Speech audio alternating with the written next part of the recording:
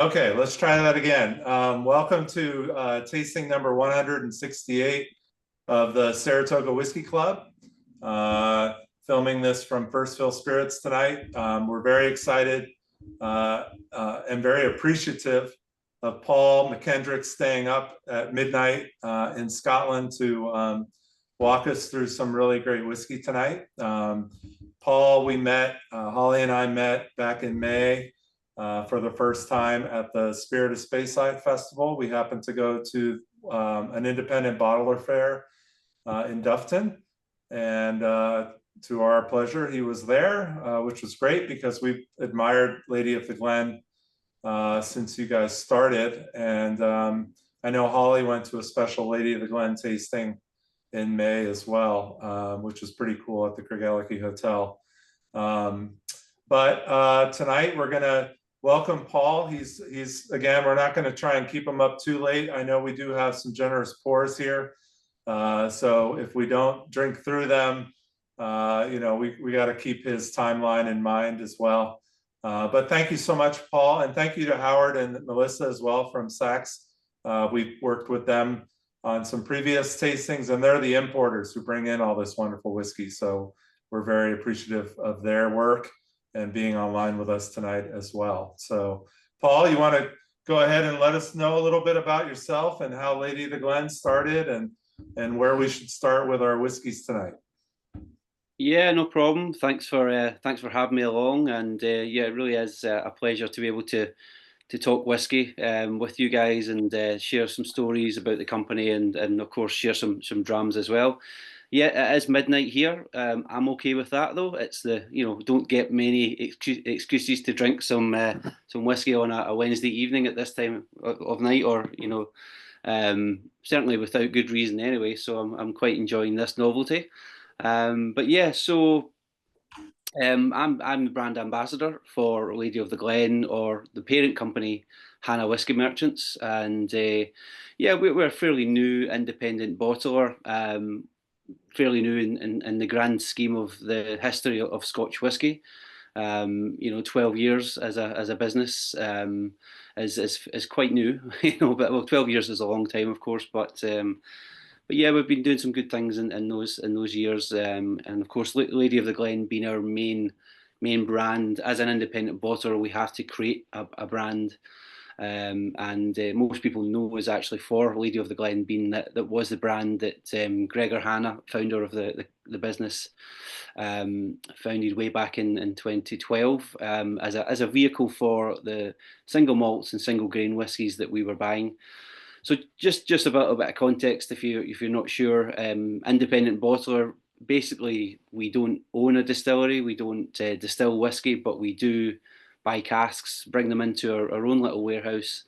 I'll tell you a little bit more about all that, the logistics that we have. It makes us quite unique as we go along, rather than sitting here telling you the life story of what we do just now, when we've got some great whiskies in front of us. But yeah, so basically we bring them into our warehouse, and if we like the whiskey in that cask, then we will bottle it under our label and take all the credit where we can for the most part. Can you let us know how you got into whiskey? Like, is this something you've been doing before Hannah Whiskey Merchants, or did that start with them? Yeah, well, for me, the journey of whiskey started way back in 2006, 2007, really, where, well, I mean, to be honest, before that, I was always a whiskey drinker, even before it was a hobby. I know it seems strange to call alcohol a hobby, but I'm sure there's many of you in the call tonight who know exactly what I mean. It can grip you. But yeah, whiskey was always my first drink of choice. But really got to a point where wanted to take it seriously in terms of a career. Basically started with a tour of Blair Athol distillery, which is interesting, one of the whiskies we have on the tasting tonight, where I went on a tour, and I'd been on a few distillery tours before, so I knew the normal script. But nothing against the girl, but there was a young girl taking the tour, and she was just brand new to the job. No real passion. It was a summer job. She'd done a great job, but it was like reading off a script, you know. And in that tour, we had some Germans and also some folk from the US as well. And I just felt it was just such a missed opportunity for, you know, someone with genuine passion to be taking that tour and really celebrating Scotch. And it was that moment that sort of inspired me to think, well, I can channel my energy and passion for this product into a career. What a great job that would be, you know, to travel around the world and drink whiskey for a living. So that began a long journey. Without any main experience or qualifications. It was basically starting at the bottom, working in a whiskey shop until an opportunity came along. And so I have worked for two other independent bottlers before Hannah Whiskey Merchants. You'll be glad to know that of the two other companies I worked for, this has been now the longest that I've been in one job. Two main reasons for, you know, changing jobs in the past, and it's not for any reason of getting fed up or bored. First main job I had with the Creative Whiskey Company, and David Stirk unfortunately sold the business after 3 years of working with them. So it necessitated a move on, and went from there to Murray McDavid. You might have heard of Murray McDavid, again, another independent bottler with a decent bit of history. However, the job just wasn't for me, and then happened to just stumble across Gregor Hannah and at the right time, where he had been running his own business, Hannah Whiskey Merchants, for 8 years, and decided that the time was right to take someone on in the capacity of a brand ambassador, or, you know, sales guy, to take the weight off his shoulders in that side of the business. And so therefore everything fell into place back in March of 2020 for me to take the job. Nice. Yeah. And here we are, 4.5 years later. So, so shall we start with first whiskey? As Howard alluded to earlier on, yes, generous measures in there. Please don't drink them all, because we will be here all night, and certainly not waiting for you to finish your 50 mils of whiskey. But it gives you the opportunity to pour a little bit. Then you can always go back to it another day, you know, especially if you're adding water to the whiskey, where, you know, the potential is to add a little bit more than you might do otherwise. If you were in a bar and you just spent good money on that dram, you do at least have some more whiskey to go back to if you, you know, if you had too much. So, okay, Great. so So are we going to do, so the way that I have the placemat, I'm not sure if this is right, but we can go whatever order you want, but I had the Royal Brackla first, the Glen Spey, the Blair Athol, those three, and then we jump to the St. Bridget's and the Caol to finish. Does that work? Yeah, I think that's the best. That's the best order. Yeah, Right. I'm not too precious about the orders to drink whiskey, and I know the vast majority of people prefer to have the peaty and smoky ones at the end. You know, and that makes sense in terms of, you know, keeping your palate fresh. But yeah, if everyone's okay with that order, that works for me. So Great. Okay, shall we dive into the Royal Brackla? Yeah, let's do it. Okay, perfect. So I think this is just a good place to start in terms of the flavour profiles that we have. Like I mentioned, that most people prefer to have the smoky whiskies at the end.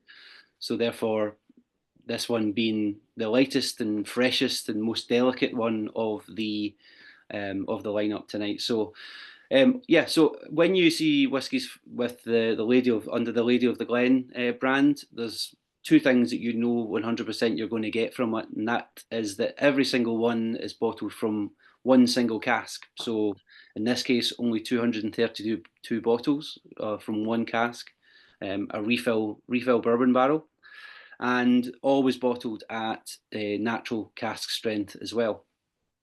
So the other two brands we'll talk about in the tasting that we have as well differ from those two main elements. So yeah, two things to always remember with Lady of the Glen is cask strength and single cask. So this is no exception, and a lovely fresh honeyed example of this distillery. So it's a distillery that until the last 2 years, we didn't see very much Royal Brackla available on the market. Of course, being a small company, we are susceptible to whatever the distilleries decide that they have a surplus of at that particular time. We cannot always demand that we want to bottle certain distilleries at certain times. We are at the mercy of the market. So, but for whatever reason, a few casks of Royal Brackla appeared on the market a few years ago. So Gregor and I both quite big fans of Royal Brackla as a distillery style. So naturally, we jumped at the chance to buy the few casks that we did. This being one of them, obviously a good age at 15 years old. But the whole process that we go through, and again, I can expand on this as we go along, when selecting casks. Now, we are a small independent bottler, but we do have in excess of 250 casks in our ownership at any one time. So when it comes to putting together a release of, especially Lady of the Glen, where we release it quarterly, so 4 times a year, usually 5, 6 or 7 casks per quarter. We do go into the warehouse and we do look at casks and we try some different samples to see. Now, we don't try all 250 samples, certainly not in one day anyway, but the process is a case of opening casks and pouring a glass and deciding that if the whiskey is ready, in terms of what the journey of that whiskey is going to be. We are quite prominent with cask finishing, buying sherry casks, port casks, rum casks, working quite closely with them and to create some really interesting whiskies. But every now and then we do open a cask where we just pour a sample of it, and as if just by perfect coincidence, or let's say magic, because I like using the word magic with whiskey, because science can explain a lot of what the flavors come from and the house styles of whiskies, but I like to just imagine there's a little bit of magic in there as well. So yeah, every now and then we pour a sample, and as you can tell with a whiskey like this one, where we just pour it, taste it, and think, wow, that is just perfect the way it is. Does not need any help. It does not need any more time. It does not need any other type of cask to further mature this whiskey in. It's just absolutely perfect as it is. And when I say perfect, there's a word that I like to use with all of the dynamics that go together for us deciding on which whiskies go in the bottle, and it's the word balance. And I'll say that quite a lot tonight because it's relevant in everything we do with selecting whiskies, but it's so key to the fundamentals of what we do. And when I say balance, I mean the balance of the distillery character, that house style that we are looking to recognise, in this case from Royal Brackla, and of course the time that it's spent in the cask and what that has offered the whiskey. And we're looking for the balance between those two factors. And in a case like this, whereby the balance is just perfect, just by nature has created this balance just at the right time. We have the perfect marriage of that wonderful kind of fresh honeyed classic Highland style that you get from Royal Brackla Distillery, but also 15 years and a wonderful refill bourbon barrel. So of course refill meaning it's had other Scotch whisky in there before. So this is a 200-liter barrel? Yes, yeah, perfect. So second fill? I think so. I think second fill, yeah, and that was what the point I was just going to get to, is that when we get the information that we know this is a refill barrel, but we don't know how many times the barrel's being used, and except for the fact that we can taste that whiskey and sort of analyse from there. So in this case, we suspect this is a second fill, as you say, because it still has a lot of that kind of bourbony flavour, that fresher style from a more active American oak cask. So you're getting a lot of those, lots of honey. I get a lot of honey from the distillery character as well, but it's certainly brought forward by the cask here. The classic flavours from an active bourbon cask like toffee, caramel, coconut. But there's one thing that really struck us with this whiskey that really made us keep checking, is this only 15 years old? Because of course, over the years, we've both tried quite a lot of whiskey, and we kind of know what to expect from a 15-year-old Highland bourbon matured whiskey, but this one we were absolutely convinced that it should have been older. The flavour profile that I get from this is more in the leading towards the tropical fruit style, which I normally put towards a much older whiskey, 20, 21, 22 years old. So even tasting it again, recently, I was amazed again at the flavours there that had come together. So to make this whiskey taste much older than it is, which is always a good thing. Certainly costs less than what a 21-year-old whiskey would be. So It's delicious. I love this. This is right up my alley with flavor profile. So one of the questions I was going to ask is also, are all of your casks in one spot, or are they at distilleries still aging? Do you bring so to a warehouse? yeah, we have our own little warehouse with about maybe 100 casks in there, maybe 120. But the rest are, if we buy a cask, if we buy a parcel of casks tomorrow, they will stay in the warehouse that they have been maturing in. This, in most cases, they'll stay in the maturing warehouse until the point we decide to move them. Whether that be to another warehouse for any reason, or into our own little warehouse. Which, sort of suppose it leads me on to just an opportunity to tell you about our little home in Dalgety Bay. So a little town in Fife, just across the Forth Bridge if you were leaving Edinburgh going north. We've got our own little warehouse there, which we can keep, as I say, about 100 casks in there at any one time. Usually, of course, the ones that we're looking at, the ones that might have a potential for bottling, or the ones that we brought in to re-rack into another cask. So, yeah. But yeah, I mean, the other 100 or 150 or so that are out there in the ether, yes, we've not tried them yet. There could be some real superstars out there that we've yet to discover, but we sleep okay at night knowing that at least we still have them. They're ours at some point. So yeah. Nice. Anybody have any questions or thoughts on this first whiskey? I think it's really a pretty solid way to start a tasting, that's for sure. Yeah, it's pretty delicious. I like it a lot. You remember, Shalom, we had that one Royal Brackla from the Scotch Malt Whiskey Society that was so good.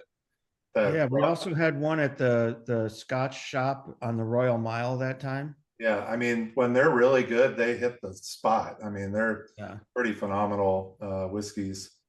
One of Holly's portfolio under Bacardi, when she was with Bacardi. She knows Royal Brackla pretty well. I've had the 16 and I fell in love with it. So I'm a real fan of Royal Brackla. Yeah, nice. Yeah, and I suppose that's again that we both love that distillery as well. And like I said, it wasn't available by independent bottlers for quite a while. And see, to be honest, now even looking at the market, I don't see too many bottled from other independent bottlers. We must have just found a little seam of access to Royal Brackla recently. And just to further that point as well, this is from our Q1 release from earlier this year. And normally we try to, when it comes to bottling distilleries, we try not to bottle whiskey from the same distillery within the same 12-month period, which is quite challenging. Challenging not just because we obviously don't have access to all the 150 or so distilleries that malt distilleries there are in Scotland, but also because we have a demand to bottle, but also like I touched on before, it's like it's little waves of different makes that appear on the scene at certain times, and we just have to make the most of it.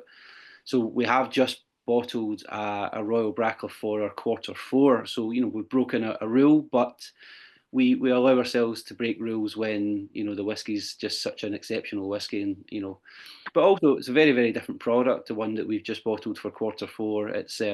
It's 11 years old, but it's spent its final 4 years in an ex-peated whiskey cask.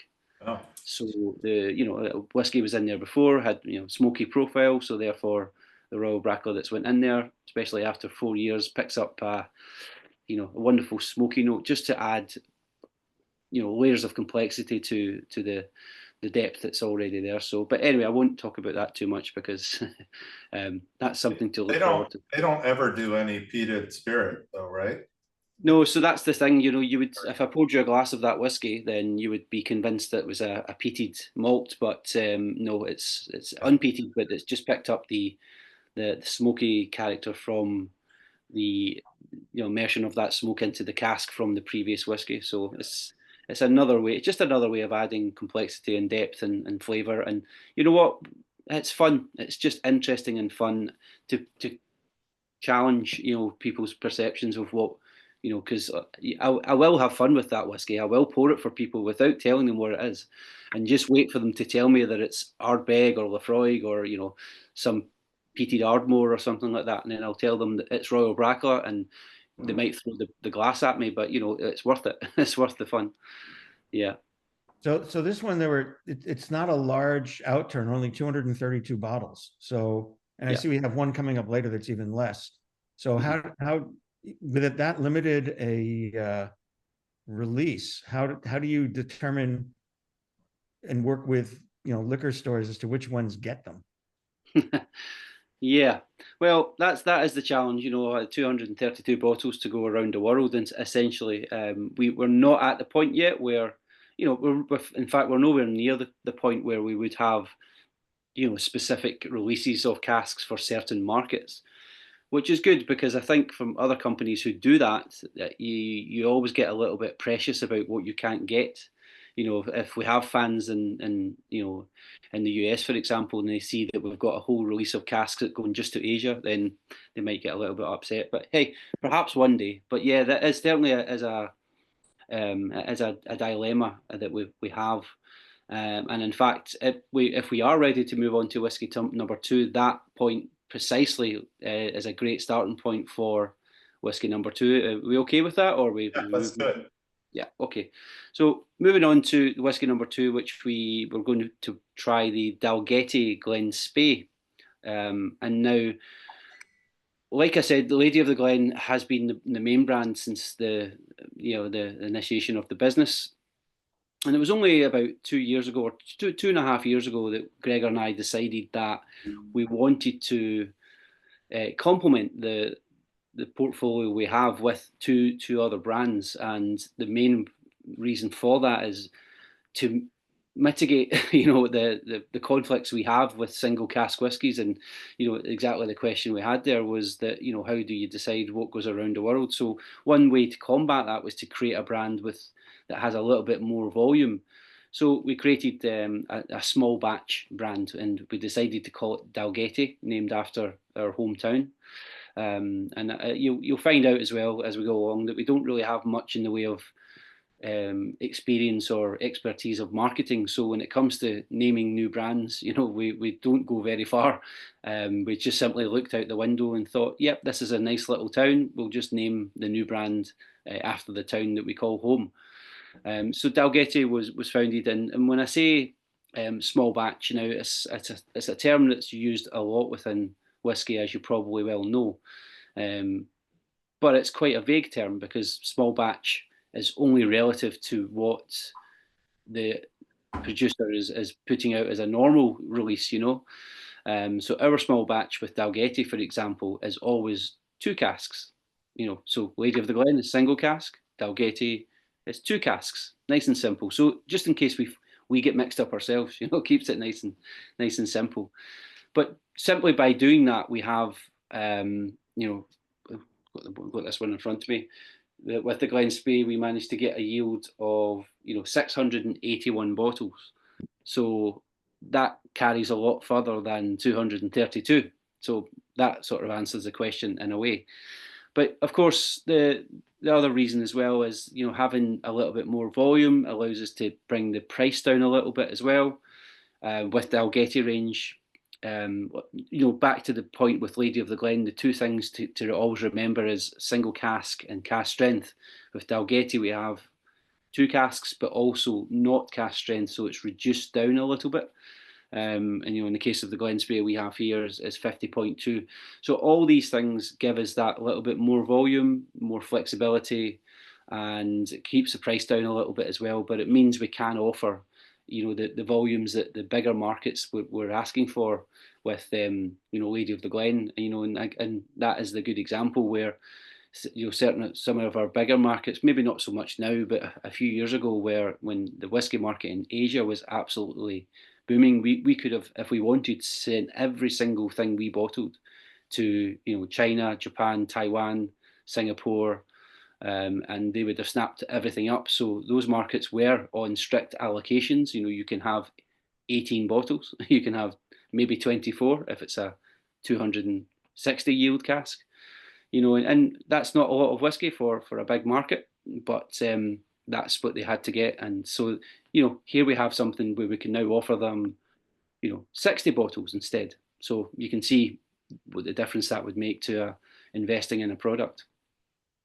So anyway, whiskey number 2. So I find it really hard to get, we're talking about Royal Brackla, and it's great to hear that there's so many Brackla fans in the room, because it's a wonderful spirit. And that helps sell the story of that whiskey. But every now and then we have something like a Glen Spey, which nothing against the output of the distillery. Fantastic classic Speyside style whiskey, does what it says on the tin. But I just can't get excited about Glen Spey as a spirit or as a distillery. Now that's me generalising, of course, because when we move into whiskies that are small batch or single cask, then the rule book goes out the window. You've got something that's really unique, really special, can't be repeated. But I can't help but not be excited by Glen Spey. Paul, I'm going to interrupt you because we were just at Glen Spey a few weeks ago and we loved it. We thought it was special. I mean, it's one of those we hadn't visited before. And what? It's Bayburn. Oh my God. Sorry, Charles. Oh, it's been a long week. Yeah, forget Glen Spey. Have another drink. Oh my God. You're not. You have a drinking problem when? Yeah, drinking problem. Sorry You're about not We plan to go. Yeah. Many people get those two mixed up. I think obviously. I can't believe I did that. Yeah, no, that's fine. I was about to be corrected, and that's okay as well. To be fair, I've never been round Glen Spey, so it really is, I suppose, a little unfair of me to say that it's boring. But when you drive through the town of Rothes in Speyside, and you can just see the buildings as you look to the right if you're heading south, Okay. and it just doesn't look exciting. Even the name Glen Spey to me sounds like a brand that's just been made up for cheap whiskey. Yeah. It's two words that sound very Scottish. Well, Speyburn does too, in a way. I mean, it's kind of got company. Sounds like it's cheap. I love the cat. It's like, yeah. He's like, why are you still up at midnight? I've got peace and quiet normally by now. Yeah. So yeah, but like I said, isn't that bad of a town though, Paul. I kind of like Rothes. There's the Station Hotel, and they've got a fabulous whiskey selection if people are in Speyside, and Brooklyn Grant is, and it's not a bad place to go. It's a cool little town, yeah. Like I said, it's a perfect sort of Speyside in miniature, with the great distilleries that are there. And they say the Station Hotel. There's a couple of nice little cafes and shops and restaurants. So yeah. Okay, I'll stop saying how bad Glen Spey is, which I was going to do anyway. Thank you, because we're about to talk about how good this whiskey is, and that was my point. That's my point exactly. Is that whatever our preconceptions about certain distilleries are, when you're in the realm of independent bottlers, you know that rule book goes out the window, because individual casks or small parcels can change that. And again, just back to that Royal Brackla that I mentioned that we had just bottled. That doesn't fall into the classic flavor profile because it's something special and unique. But anyway, so this is a 10-year-old from Glen Spey. As I mentioned, 2 casks together. And from this point on, from the rest of the tasting, you'll see what I meant at the beginning about us being very adventurous and creative and experimental with casks. So this is a combination of 2 ex-port casks, and we supply it. We source our port casks from a wonderful little bodega in Portugal, just outside Porto, called Josifer, and we work quite closely with them. They provide us with some amazing tawny and ruby port casks, where we get some fantastic results from them, and so they take a real interest in what we are doing as well. In fact, they were actually out visiting us. They were doing a little tour of Scotland, and I got to meet them, the 2 owners of the company, myself, the other day. So that was really fun and interesting. But anyway, so they know how closely we work with them. They really appreciate what we do with their casks, because at the end of the day, if we produce good whiskey from their casks, then they sell more casks to us and the others as well that we tell how good they are. They got in contact and said, look, we're coming up with a new type of cask. It's a little bit of an experiment. We would like to send you a couple just as a trial to put some whiskey in and see if you think the results are worth the efforts that we are putting into them. So of course, we first thing that we noticed was, yeah, they're sending us 2 casks for free. Thank you very much. We'll happily accept that.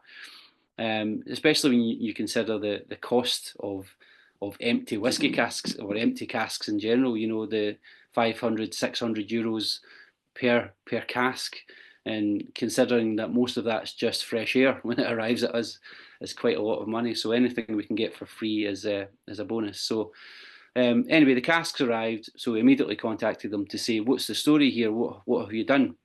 And they said, well, normally when we produce port casks, we source, better than average oak.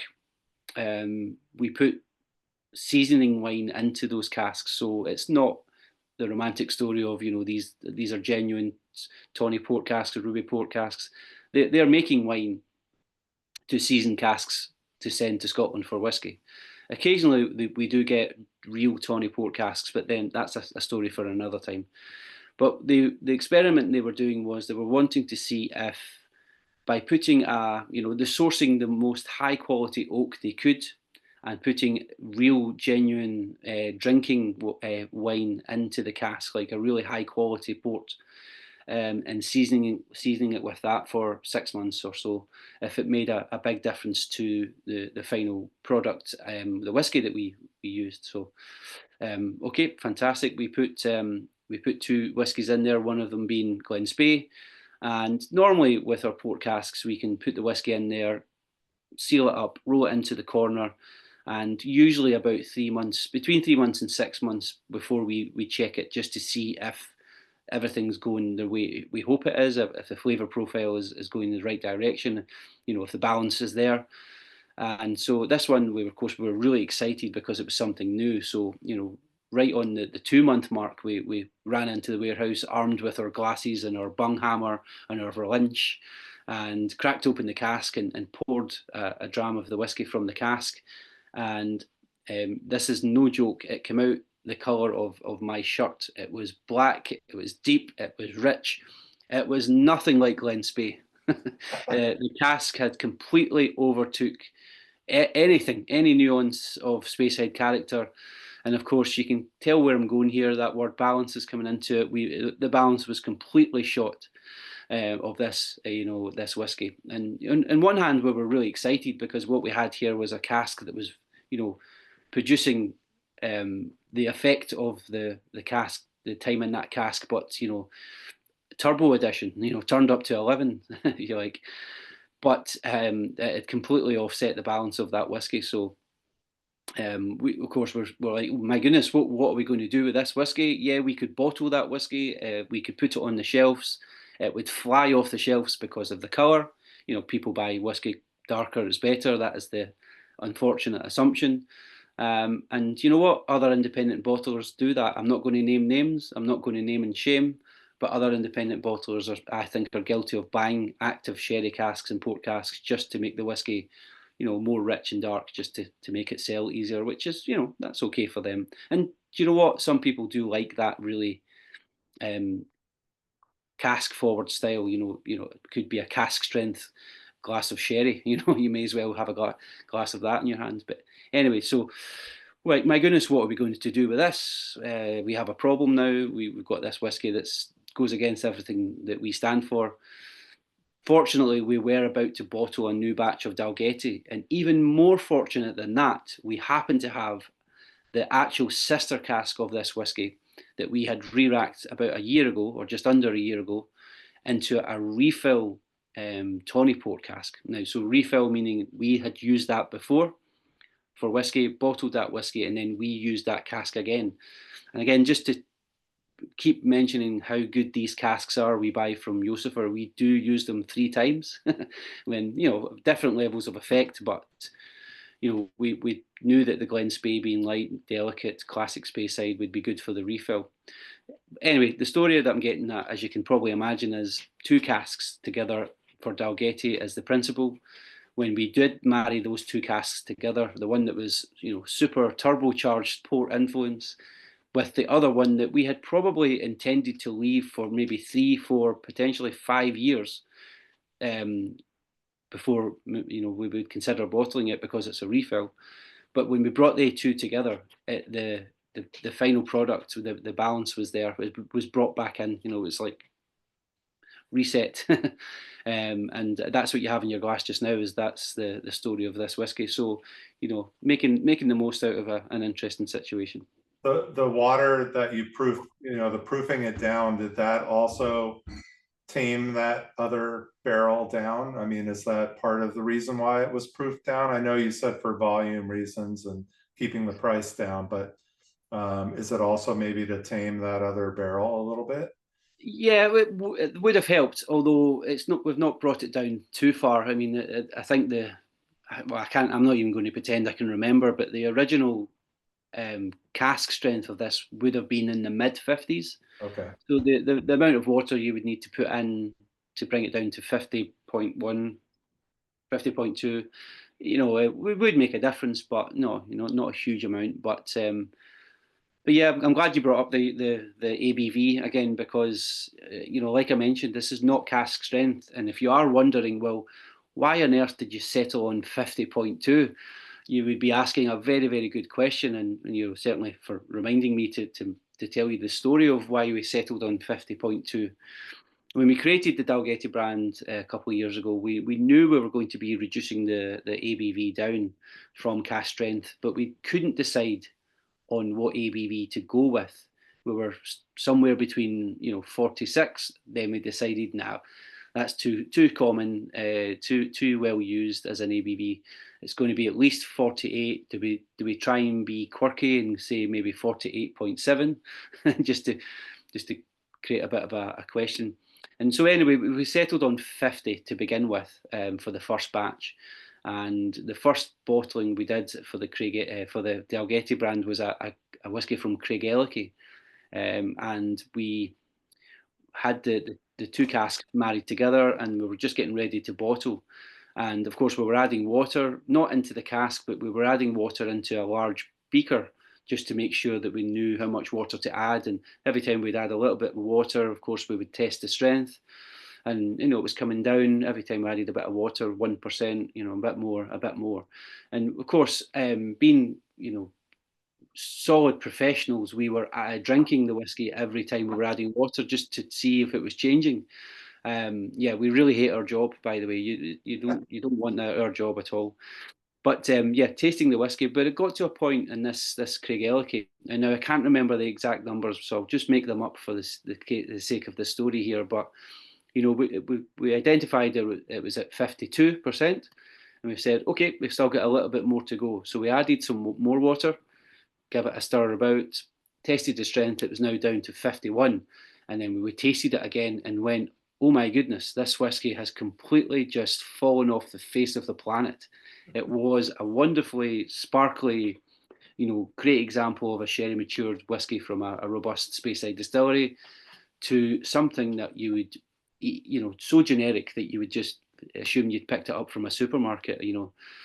And it just immediately made us think, oh my, well, we can't go down to 50 with this whiskey. We're going to have to make an exception, and we're only just beginning with the first bottling. Oh my goodness.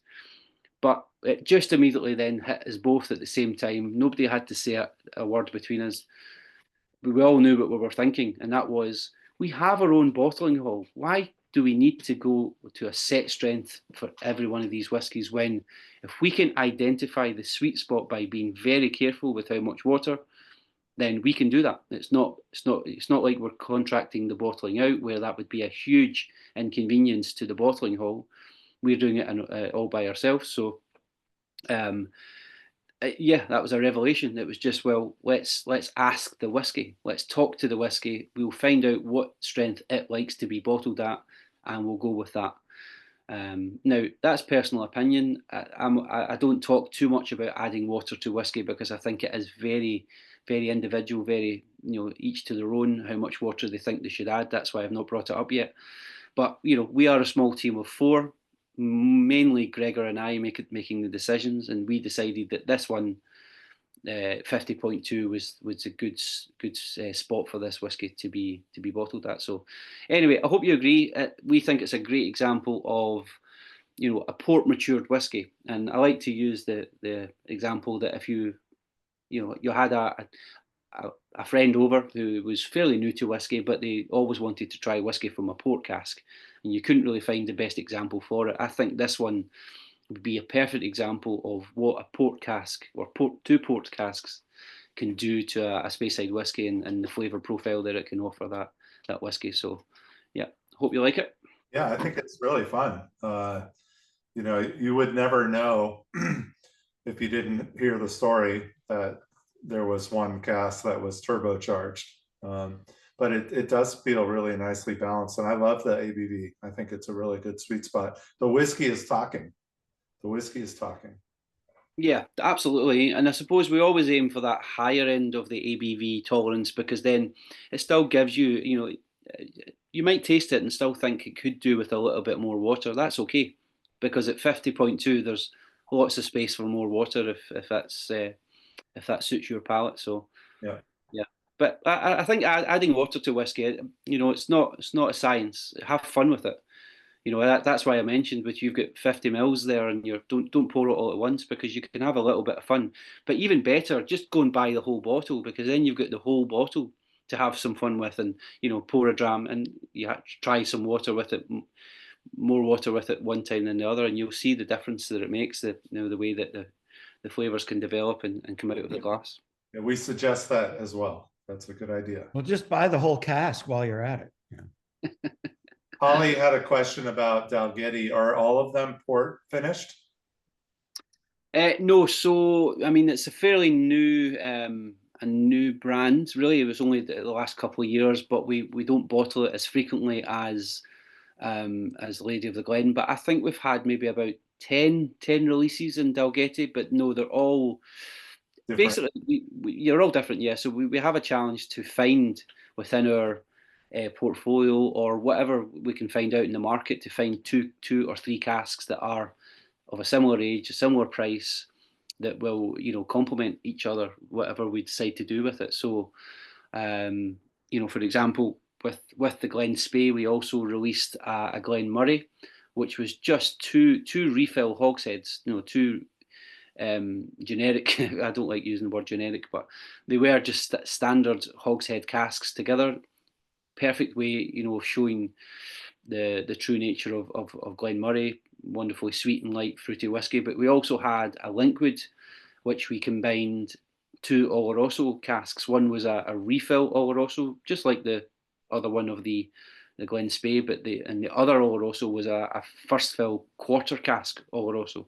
So very active. Again, we had this, it wasn't quite as turbocharged as the Glen Spey, but it was full on, but then brought together with the refill. It was that we had that nice balance that we were talking about. So and in fact, the Craigellachie that I mentioned in the example with the strength, what we had there was one Oloroso cask Craigellachie, but one hogshead as well, just again refill hogshead. We combined them two together, and it was just a perfect marriage of not too sherried, but also nice and fresh and light as well at the same time. So yeah, there's no okay, whatever we think, yeah. Whatever works. very good. Really, really great. That one's gonna fly for sure. It's super tasty.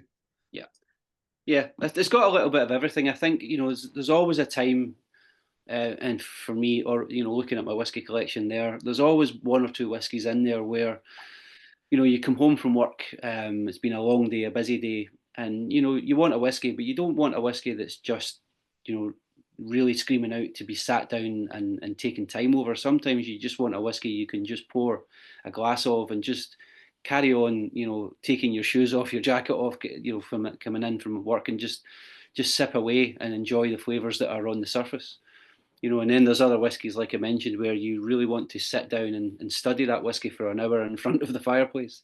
And I think the Dalgety range is always about those whiskies that are, you know, nice and easy to drink. And as I said, the Glen Spey for me fits into that. It's got that sweetness, and but you know what? It's complex as well. So if you do want to sit down and study that, then it's got the best of both in there too. So.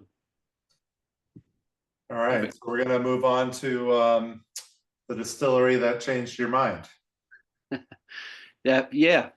Well, not so much the distillery, the poor little girl that I was using as an example. That of all the times I've told that story, I've not really found a way of, you know, saying it that she was doing anything wrong.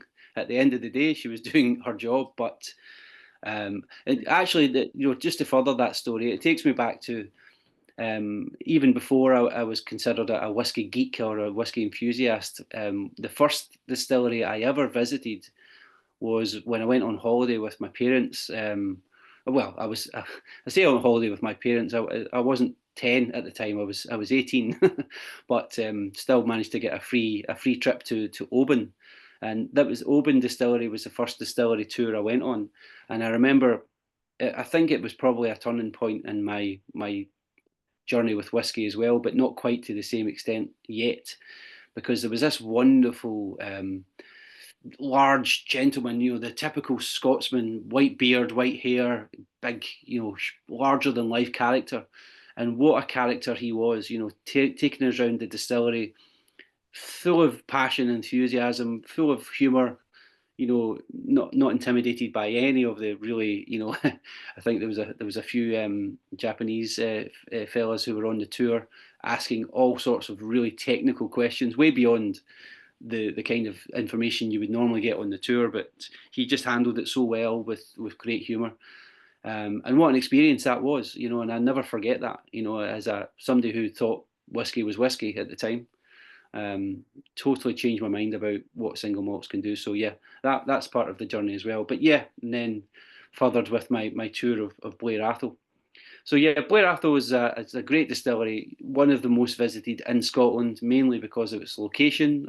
If you're travelling north up to the Highlands, you'll be on the A9 road, and just off that, you've got the little town of Pitlochry. So it's just right in the centre, or just at the beginning of the town of Pitlochry. So it's well visited. Not so well respected, I think, as a single malt. Now, you'll find a lot of examples, especially within independent bottlers, where we have whiskies from distilleries where most of the whiskey goes into blends, and it's just a fact of life, where 86% of all Scotch sold around the world is very basic blended Scotch. So you can imagine that the distillers who produce these single malts, they prioritise these blends that are, you know, the foundation of everything they do.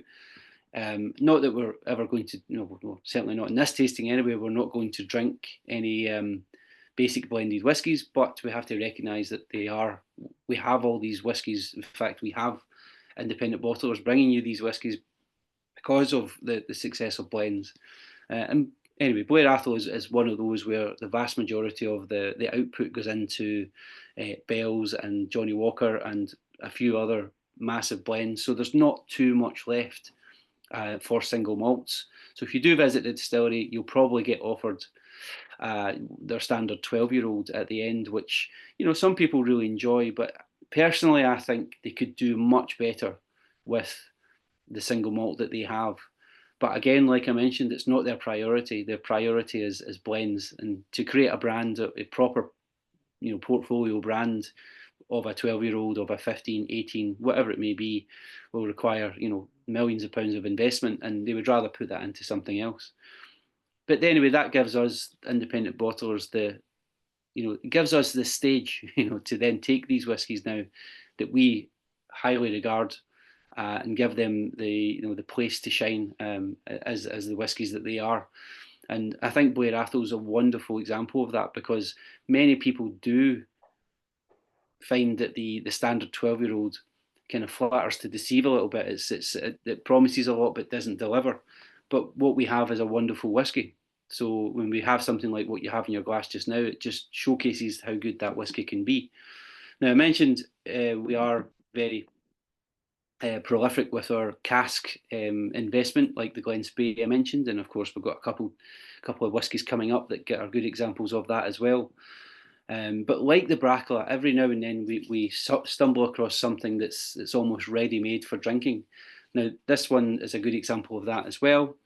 10 years old, but it's been fully matured in a refill wine barrique. And now, before you ask what kind of wine was in that cask, we have no idea. It's just one of the unfortunate things that when we buy casks from distilleries, we don't get the full picture of the. Oh, hello. And you just want some cuddles. Yeah, so we don't get the full picture of the story of that cask. So what we know for sure is this was probably 4 or 5 year old Blair Athol that was matured when the wine cask was fresh. Probably went into a blend, I would imagine, just to give that blend a little bit more of that kind of fruitiness, and then they would have refilled it with more Blair Athol new make spirit. At that point, they don't consider the cask to be anything other than just a refill cask. And the parent company is Diageo, and we buy quite a lot of whiskey from Diageo. And I know this for a fact, that as soon as they use a cask, a fresh cask, whether it be bourbon, sherry, wine, port, but as soon as it's used once, no matter for how long, it suddenly just becomes a refill, and it holds the value of a refill cask. And when we bought this, we bought it as a refill hogshead, and we paid the price of what we would pay for a normal refill hogshead.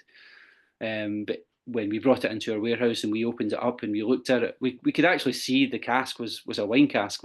Until we opened it up and poured a glass, we had no idea how influential the cask would be. But you'll get obviously from tasting this already, that there's quite a bit of influence left in there, which leads me to the conclusion that the previous whiskey wasn't in there too long. And then, of course, 10 years in a refill still gives enough time to pull more of the juices and all the tannins and the wonderful things that the French oak wine barrique will provide. But of course, much more subtle than if it was a fresh cask, which is good. We like that. Again, I'm going to say the word, and I do apologise for boring you with the word balance, but it's so important to us, and that's what we have here. And what I mean by that is, if we put the Blair Athol in there for 10 years in a fresh wine cask, yes, it would be really dark and rich and all things nice, but we wouldn't have Blair Athol left in there. But that's what we have here as a good example of the beauty of a refill cask, and the subtle way it can give its influence onto that whiskey. We actually we poured this bottle at our anniversary party in September, and it was a hit. We sold out of the case that we had brought in right away, and so we're excited to have this one back, because I love this. I think it's just perfectly balanced. Yeah, but it's really interesting as well. I think it's got a lot of flavors that you want in a good standard 10-year-old Highland whiskey, but it's just got something different about it. And again, the beauty of single cask whiskies, and a lot of people do ask, believe it or not, a lot of people do ask, why do you bother with single cask whiskies? Is it not a real headache and a hassle to go to all that effort just for a few hundred bottles or less? I say, well, yes. I mean, it is a lot of effort. It's an expensive way of doing it, but look at the rewards you get. You look at the rewards. This would have been destined to go into a blend, and it would have been married together with hundreds of other ordinary casks, and it would have been lost. had it not been rescued by us. And you know, we take credit when we can, because So, you know, so do we consider you a hero? yeah, I'll take that. I'll take that. I've been called worse. Yeah, absolutely. So yeah, we are whiskey heroes. We are cask rescuers. Yeah, there you go. Yeah. I like it. But no, again, just something I'm, you know, I don't have the bottle in front of me. Unfortunately, as much as we enjoy. My dad bought it, so he's very happy, Yeah. proud to share it. I have a photo. That's as close as I can get. Paul, I have the real thing. Lucky you. No, as I say, as lucky as we are, especially, you know, myself being a whiskey geek, to get to work with these casks and call it a living, you know, use that as an excuse for a job. But yeah, it's wonderful to work with these casks. But you know, even though we had 307 bottles from this cask, quite a big yield from one cask, these whiskies come and go. I get a chance to work with them, and in a flash, they're gone. They're sold out. And you know, the way I like to look at it as well is that for every cask we bottle, I take one bottle for marketing, you know, to use for sampling, to send out samples to shops. And the challenge that I set myself is that if I can sell all of the bottles from that cask without using all of the one marketing bottle I get, then I get to keep the remaining as my reward. Free whiskey, basically, as a reward for selling all the bottles. Unfortunately, at 307 bottles, I did need all of the bottles. So I'm looking at the picture now and just trying to remember all the flavours. But you know what? That's fine. You guys enjoy. I'll look at my photo and I'll read the tasting notes. And again, that brings me on to a good point. You'll notice that I haven't spoken too much about tasting notes. I mentioned things like coconut and vanilla with the Brackla, but we can't avoid that. I don't talk too much about tasting notes, and the main reason for that is because you've got the whiskey in front of you. You're tasting it. You make up your own mind of what you're getting from it. It's not like wine tastings. You go to the presenter, the expert, whatever you want to call them, will tell you what you're tasting in that glass. And in my opinion, if you don't get that same flavours that they're getting, then well, that's because he's an expert and you're not. You know, you've got to work your way up to that level of expertise on the palate. Whereas to me, whiskey's not. Whiskey's all about, what do you get from it? Oh, that's really interesting because I get something totally different. But we do put tasting notes on the bottle, as you'll see from what you have there. Very concise, very brief. And I like to look at that as that's there just for the benefit of the people who don't have the luxury of what you have when trying the whiskey before you decide if you want to buy it. But the reason I'm bringing this up now is because one of the tasting notes on the label is something that took us a long time to decide if, not to decide if we were tasting that, but to decide if we wanted to put it on the label. At the bottom, we have the words Parmesan cheese, which of course is delicious, but do you want that in your whiskey? Now, the point is that we were all four of us in the warehouse, you know, had a glass of that. We were getting it on the nose, not on the palate. It was, yeah, there's something there. There's a funkiness there. How can we describe this? And I think it was actually me who said, I'm getting, it's like Parmesan cheese. And the minute I said those words, everyone went, oh yeah, that's it, spot on. Do we want to be putting that on the label? Oh, it might put people off that you don't want your whiskey smelling of cheese, but it was so unanimous that we all got this specific tasting note that we thought it needs to go on there because it's just so apt, appropriate for this whiskey. And so yeah, I love this whiskey because to me it's a complete journey. You get that kind of funkiness on the nose, but as soon as you taste it, it's not there. The taste is all fruit. It's all red fruits and chocolate and a wonderful kind of spiciness from what was left of the French oak, the French oak barrique that this was matured in. So, very complex whiskey, really challenging. Every time, well, from what I remember, every time I went back to try another dram of it, I got something completely different. So I've always got a lot of time for these whiskies. So anyway, hope you enjoy. It's a fun one. Yeah, it's funny. When I first nosed it, I thought, oh, this smells like Nutella. And then you did just mentioned the Parmesan cheese. I'm like, oh yeah. Everybody's been commenting in the chat about the funkiness. And I Yeah. hadn't noticed it. And then as soon as you said Parmesan cheese, I got it. Well, you guys can't see the bottle, but there's a chunk of Parmesan floating in it. As I would expect, because I just bought it, so I expect to see that cheese floating in the bottle. Oh dear. No. That sounds like some crazy experiment. I wonder if that would work actually. I mean I don't normally have food with my whiskey, but I like nibbles, things like cheese, chocolates, and little bits of salmon, rather than having, trying to pair it with a meal. But yeah, whiskey and cheese works for me. So, but I don't know if I would put the cheese inside the whiskey. But you know what? Go ahead. You try it. You can tell me if it Please works. don't. Thanks, Chad. All right, that was fun. It's a really great bottle. I wouldn't wait on that one because it's not going to be around for too long, but that's a good one. Yeah, and as I say, Blair Athol is a great distillery. It's hard to really explain why it's a great distillery, but it's really fun for us to work with. This example, of course, we can't take credit for that wine cask other than being able to source it and then choose when to bring it out. But whatever seems to go in, if it's bourbon, if it's sherry, if it's port, it always works. It's just a fantastic distillery. It's got a bit of body, a bit of backbone about it, which gives it that bit of weight that helps it work with more active casks. So yeah, Blair Athol is a great whiskey. Yeah, good stuff. Yeah, we were just there. That one I know for sure. We were just there. Kind of hard to mess that one up. We didn't go to Glen Blair or Blairburn or something like that. Yeah, but we went to Blair Athol. But yeah, good spot. So now we're going to move on to a blended malt. Yes.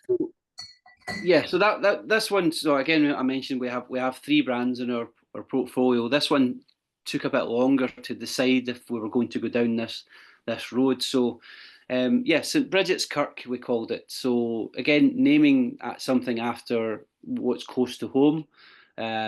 There's a wonderful little medieval ruined church just right on the coast, right on the sea, in Dalgety Bay. That just a fantastic little tourist spot to go and visit. It's kind of fallen apart now, so a lot of it's kind of fenced off, but it really is a little amazing piece of history.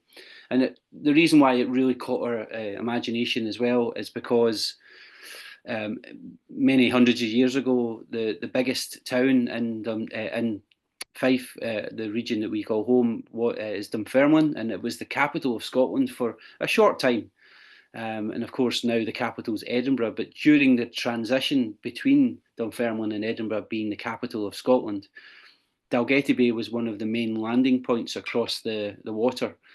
And that's why the town was built there. That's why that medieval church was built there, because it was, if you safely crossed the sea, then, you said a little prayer and moved on. But the history that those walls must have saw, it just really just captures the imagination. So we were inspired by that to create the brand, or name the brand after St. Bridget's Kirk. But the story is, so as you'll know, Lady of the Glen and Dalgety are both on the packaging, on the labels that we have, are all based around single malts and single grains. But we did have casks in our warehouse of blended whiskies, casks that we'd purchased that had whiskies that had been blended together many years ago. Some really amazing, fantastic whiskies, but we just didn't have that vehicle for them to get them out. So that's why we created St. Bridget's Kirk. But 2 years ago, we only thought we were going to have one version of St. Bridget's Kirk, blended malt, that casks that we were buying. We had no intention at that point of blending our own whiskies ourselves, but it was very successful. People really bought into it. They loved the label, they loved the name, and especially loved the whiskey. So it grew arms and legs.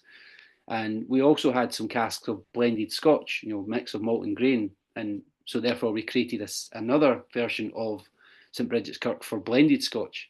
And of course, we took it to another level with this one here.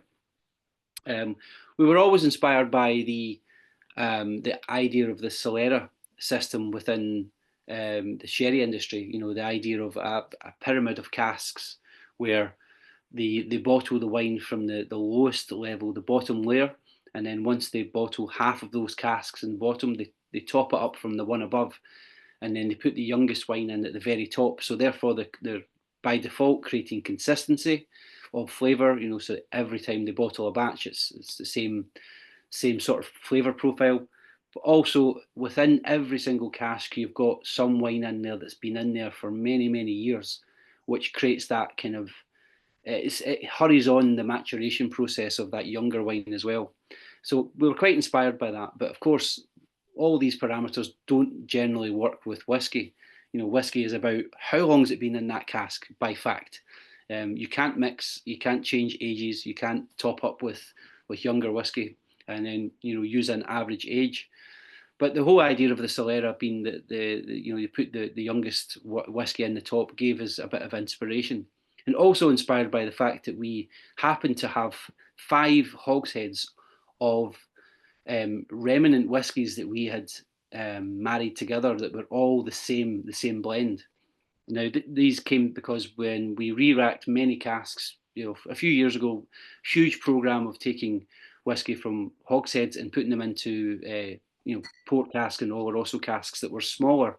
What we ended up with is quite a lot of remnants left over. And so we just combined all them and they ended up forming 5 hogsheads worth of the same blend, which we decided that one day we'll find something to do with this, but we had no idea what that was going to be.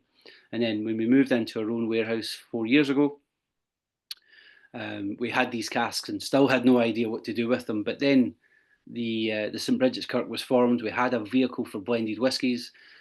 But then the Solera system inspired us to try and create our own little Solera within our warehouse, which, thinking about it even now, is putting a smile on my face. The fact that we probably over a few beers and a few whiskies in the pub after work one Friday afternoon, this idea was conceived. And then before we knew it, you know, we built this thing in our warehouse, you know, the next week. I'm not going to take too much credit for that. The 2 warehouse guys, Alex and Gavin, they're the ones who built it. Fantastic little system. I've got a photo on my phone, so I'll show you, you know, what we're talking about here. So when I say a pyramid of casks, I mean quite literally three casks in a pyramid connected by copper pipes. And so basically from this bottom cask here, we bottle half of that, and then naturally gravity pushes the whiskey from the casks to the one to its left, and then the one above fills up.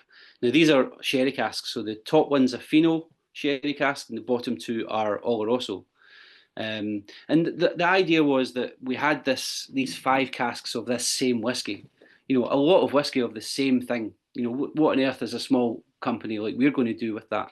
So we thought if we can put them through the Solera system in batches, then each batch is going to be a little bit different. And you know what? There's plenty of whiskey geeks out there like us that might want to follow the batches just to see how it's progressing. But what we didn't quite account for was the fact that this generic whiskey was going to turn out to be something really, really good when it came through that Solera system. So especially the first couple of batches, I think that's batch 2 that you guys have got. That's 2. Yeah, perfect. Yeah, keep me right with that because I've got batch 3 here, which is the one we have out currently. But batch 2, to be honest, was actually my favourite. Batch 1 was obviously all about the sherry because the casks were fresh.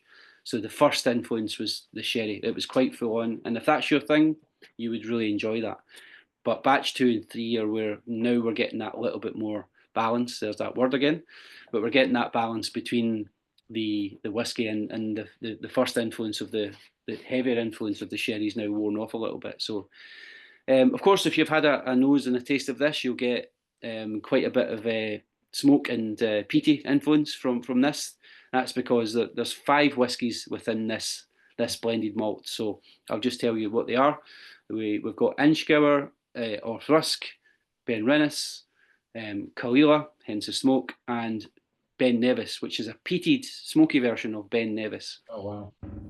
Yeah, so that's where the smoke's coming from. But anyway, I hope you like this. This is a bit of fun. This was always just, as we like to describe it, we're making money from old rope, which sounds like, sounds terrible. This was, spare parts that we had no idea what to do with. And of course, we're absolutely thrilled with the result. We wouldn't have bottled it if this experiment failed. If the whiskey coming out there was awful and it was just a joke, then we would have found something else with the whiskey. But we bottled it because we believe in it. It's a bit of fun. It won't be as complex or as deep or as sophisticated as the three whiskies you've just had, but it's fun. It's interesting. It's quirky. You probably won't have anything like this in your collection at home. And the price point, you know what? There's whiskies out there that are just good bang for buck, and this for me is good bang for buck for the price point that it comes in at. This one we do take down, so 48.5 is just a deliberate strength. Again, just to keep the price down, just to keep the the flavour profile in check, adding a little bit more water. And if I can just add one more wee story about this as to how this happened. So when I mentioned that these whiskies were remnants from a re-racking program, now this is before we had our own warehouse. So this was done when we used to send our casks down to Whisky Broker, and they would do the re-racking for us. And we sent them all the whiskey, all the casks, all the empty casks as well to re-rack them into.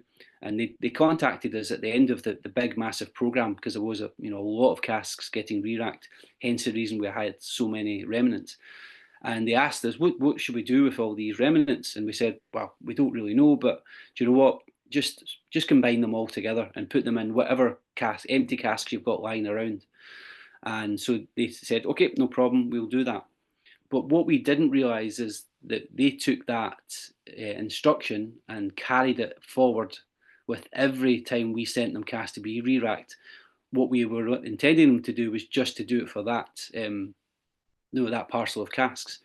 And so the next thing we sent them down, now this is months later, this is not like the week after, this is months later, we sent them a full IBC, 1,000 litre tank of new make peated Ben Nevis that we had purchased down to be filled into casks, obviously 5 or 6 casks.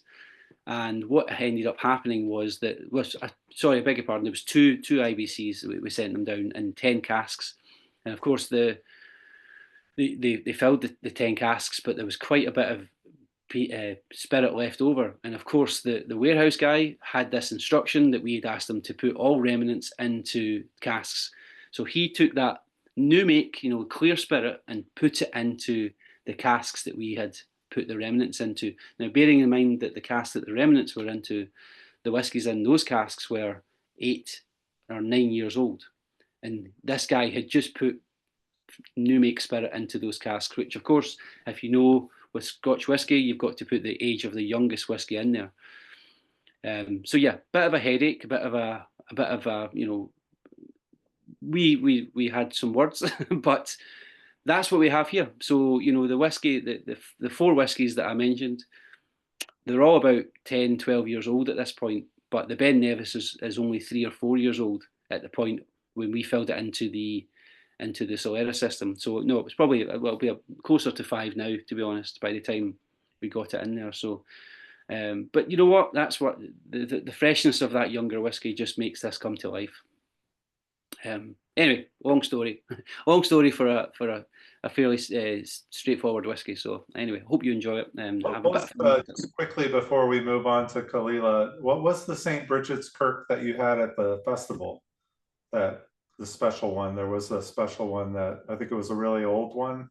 Yes. So as I mentioned, we've got three arms of St. Bridget's Kirk, if you want to put it that way. The original one, which was for the blended malt casks, and then we happened to source these casks of very old blended Scotch. So blended malt meaning it's only malt whiskey in there, blended Scotch meaning that it's a mix of malt and grain, and of course we had to separate that. So the one we had at the fair was our 35 years old. Okay.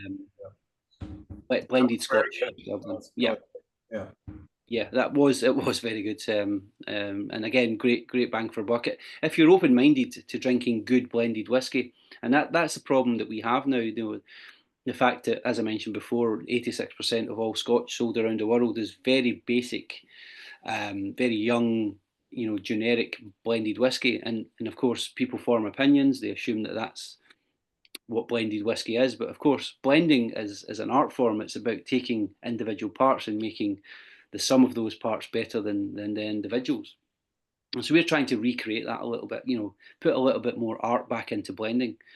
And these casks, I mean, 35 years, of course, it's going to have something about it that's quite special at that age point. So we couldn't ignore that. We had to give that a vehicle to go forward. So give me 1 second. I'll fetch a bottle actually that I've got.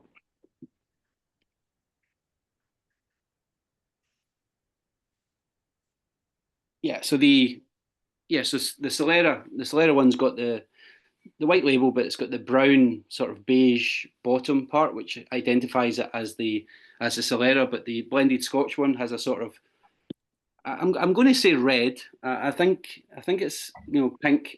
we'll say salmon to keep our masculine identity in check. The back label is definitely red, but this colour identifies it as a blended Scotch. So, as I said, we started St Bridget's Kirk as a way of getting, a vehicle for these whiskies that we didn't have a brand for, and it just absolutely grew arms and legs. And now we have 3 varieties of it, just to confuse everyone. Keeps everyone on their toes. So we like that. We're good with confusion. That's good. Good complexity. That's what we want. That's right. Yeah. So. Yeah, just before we move on to the fourth one, it's the story I'm going to tell now is relevant to that as well. But having our own little warehouse, and we moved in there 4 years ago. So I joined the business back in 2020, and then later that year we took keys to the warehouse, and that was a huge year for the company. Bearing in mind that Gregor was on his own for the 8 years before that, and then suddenly there was me on board as well, doubling the workforce. But having our own warehouse was always a plan that Gregor wanted to execute, because sending casks to get bottled elsewhere is a very expensive, and bottling halls that we were using were wanting 6 to 8 months lead time for bottling, which was crazy considering that some whiskies that we can change so much in such a short space of time. So to get all that back into our own control made a huge difference. And of course, it gave us the idea of being able to come up with the Solera system and have all those little fun projects. But one thing I like to say as well is that, as I say, we don't take credit for how whiskey's made. We credit the distilleries. That's why we put the distillery names on the bottle. But we are not in control of that aspect. But the minute that we buy the casks, the minute we bring them into our warehouse, now that's when we're in charge. That's where we invest our time, effort, money, love and passion into is that final part of the whiskey's journey to completion. And it's obviously the most important part, because that journey from we take ownership could be 6 months, it could be 2 years, it could be 10 years, and that's up to us to decide the best path for that whiskey. And as independent bottlers, that's what we live and die by. That's our success, is based on the decisions that we make at that point when we take ownership of the casks. And so we don't take it lightly. And as I hope you can get a feel for that with some of the whiskies that we've got just now. But as I say, having the own warehouse gives us opportunities to be adventurous, to be creative, to be spontaneous with things that we couldn't do if we're having to send whiskey to third-party warehouses. And one of the things that we've always had a passion for is working with whiskies that mature in little octaves. Now, octaves, 40, 50, sometimes 60 litre casks, tiny little things that are a headache to bigger warehouses because, well, they're small, so they just float around in corners. They don't fit into any rackings, and they're just at the perfect height. If you don't see it, that you smack your shin bone straight off it if you're walking through a little avenue of casks. Now, of course, I've never done that. That doesn't come from experience.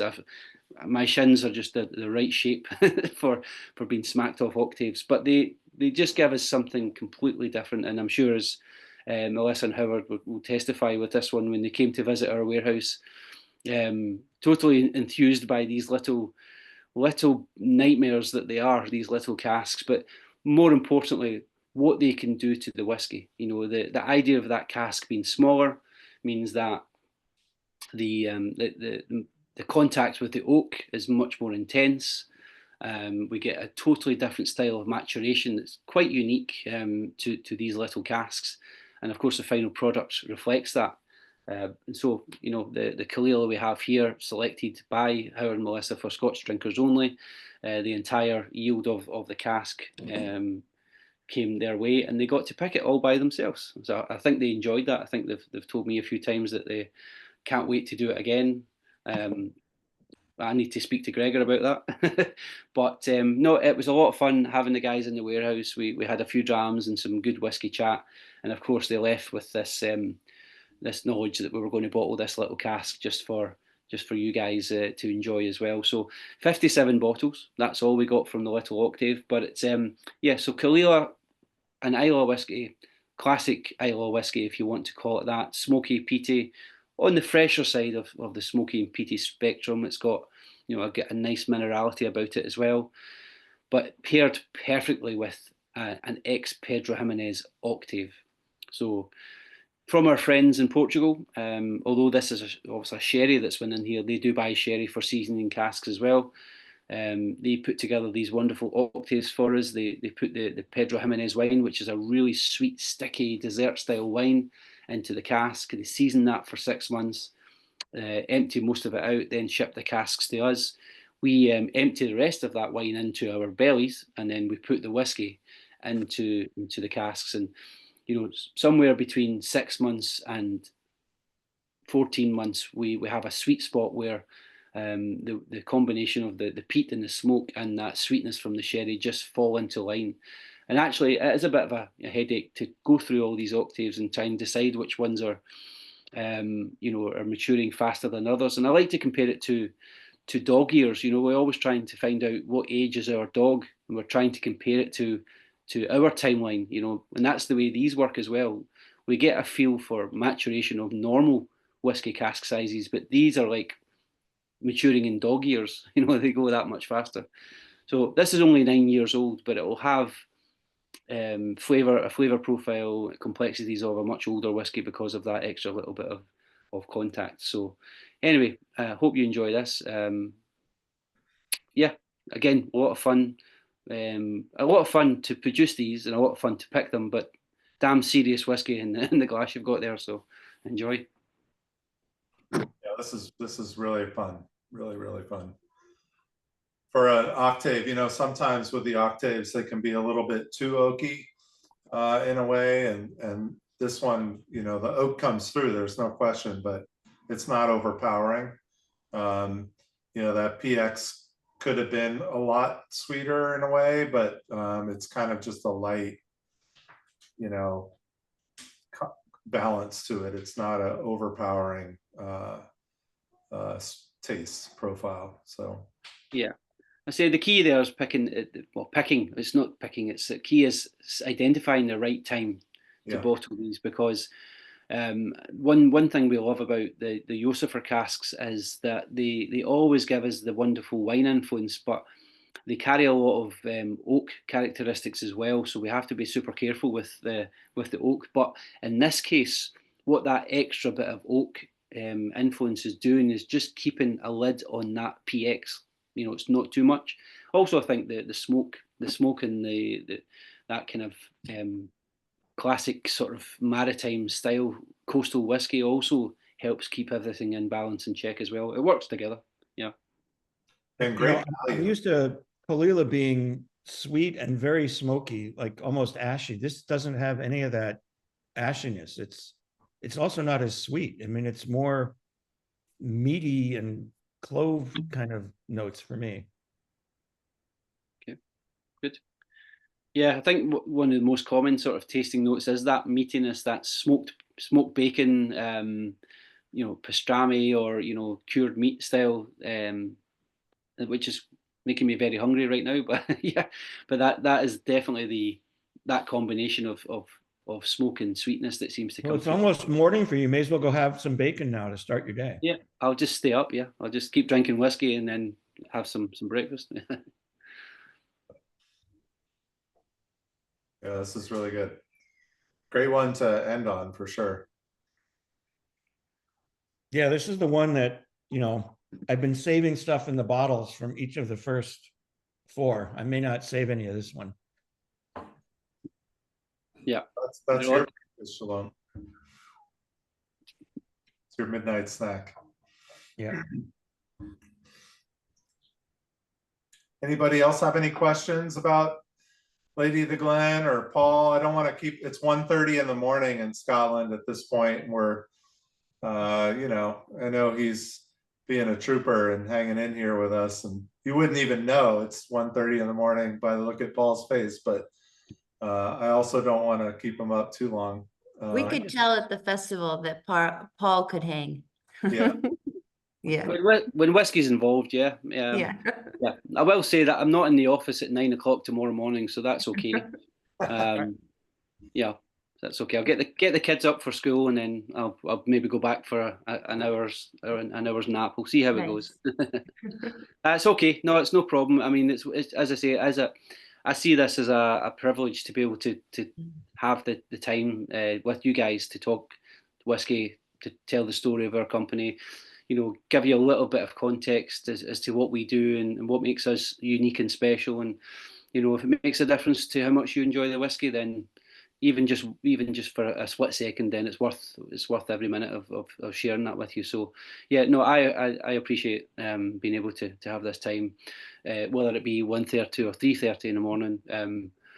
Well, we really appreciate it, Paul, because I know we spoke with you. We saw you a lot. You couldn't get rid of us when we were last in Scotland. I felt like we kept crossing paths, but Charles and I both explained that obviously there's lots of reasons why prices can be certain things, and we're not at all bashing the last, because I know you were in the US before, but we've always loved your whiskey, but it was really expensive the first time that it came over to the States. And, a lot of it is juggling that, the price point as well. And I think you've really hit a sweet spot with, the quality is still there, and the price is where people are opening it, drinking it, and can try multiple bottles, which is helpful too for independent bottler drinkers. So we're really excited to have you back in the shop along with your other brands as well. I really like all of them, especially the amount of the balance of being able to still taste like the distillate, like you mentioned, the Ben Nevis coming through because it's younger. And I think the cask influence is really, I feel like a lot of times the ones that I've had in the past, the cask kind of seems to dominate more. Maybe that's just the bottles that I've had in the past, but all of them seem to, or either that or I'm just in a Scotch mood or something because I haven't had it in a while. But all of them have been really good and they taste great. Yeah. So just to back up Holly's point, we're really excited to have your bottles in the shop, and really looking forward to more releases down the road as well, and seeing you over in Scotland on our next adventure too. We're going to be doing that independent bottling festival, the new one in Leith, coming up in March. So we're going to head over for that, and hopefully we'll see you then, and maybe toast a glass together. We heard maybe a single cask octave for First Fill Spirits at some point. Maybe we get some of the group here over to Fife, and yes, I have really great shins.